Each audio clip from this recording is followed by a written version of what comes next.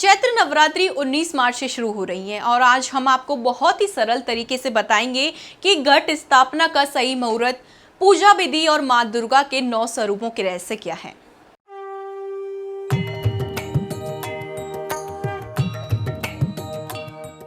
नमस्कार, श्री दिशा भक्ति देख रहे हैं आप और मैं आपके साथ प्राची। मार्च 2026 से चैत्र नवरात्रि शुरू हो रही है।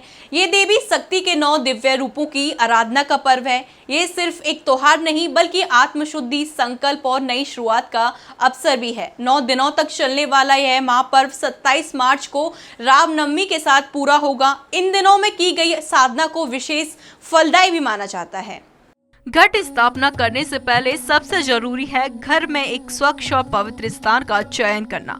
आमतौर पर पूजा घर या फिर पूजा का उत्तर पूर्व दिशा वाला स्थान सबसे शुभ माना जाता है। इसके बाद एक मिट्टी के पात्र या फिर कलश के पास मिट्टी फैलाकर उसमें जौ बोए जाते हैं। जौ बोने की परंपरा समृद्धि, उन्नति का प्रतीक मानी जाती है, क्योंकि जैसे जैसे ये अंकुरित होते हैं वैसे वैसे जीवन में प्रगति और खुशहाली का संकेत माना जाता है। इसके बाद जल से भरा हुआ एक कलश स्थापित किया जाता है। इस कलश में सुपारी, सिक्का, अक्षत यानी चावल के दाने डाले जाते हैं।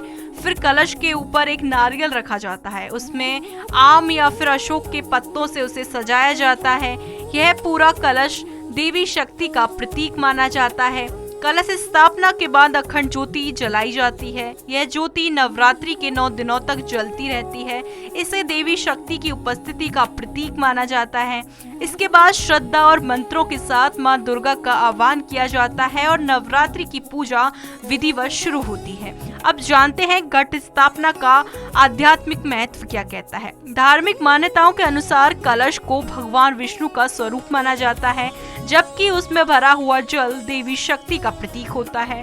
जब हम घर में कलश स्थापित करते हैं तो यह माना जाता है कि घर में देवी देवताओं की कृपा और सकारात्मक ऊर्जा का प्रवेश होता है। यही वजह है कि नवरात्रि में घट स्थापना को बहुत महत्वपूर्ण माना जाता है।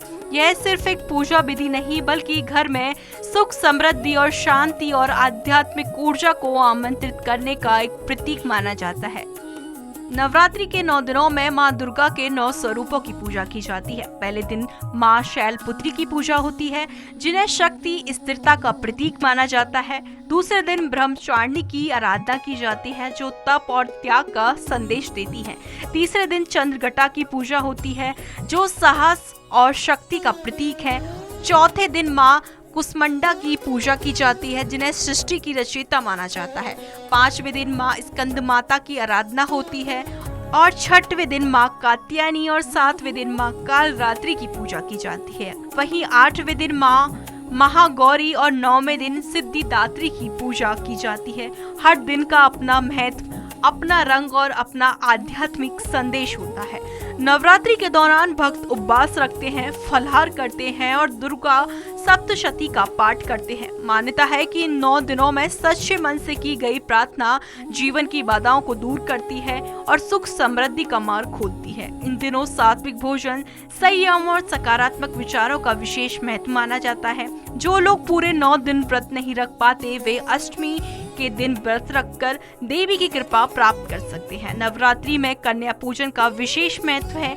इस दिन छोटी कन्याओं को देवी का स्वरूप मानकर उनका पूजन किया जाता है और उन्हें भोजन कराया जाता है। यह परंपरा समाज को सम्मान, करुणा, सेवा का संदेश देती है। तो इस बार नवरात्रि को सिर्फ एक परंपरा की तरह मत मनाइए, इसे अपने जीवन की नई शुरुआत के रूप में देखिए।